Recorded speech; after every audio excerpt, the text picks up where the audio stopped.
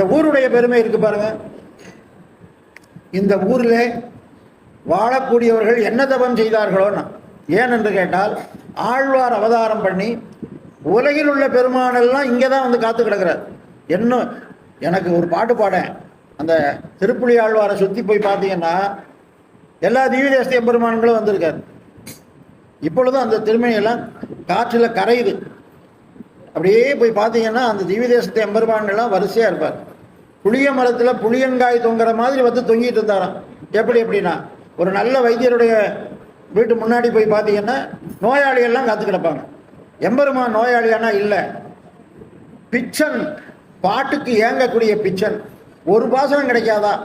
ஆழ்வார் வாயில நம்ம இத்தனை நாள் பாடினாங்க எல்லாரும், அவன் இஷ்டத்துக்கு பாடினான்.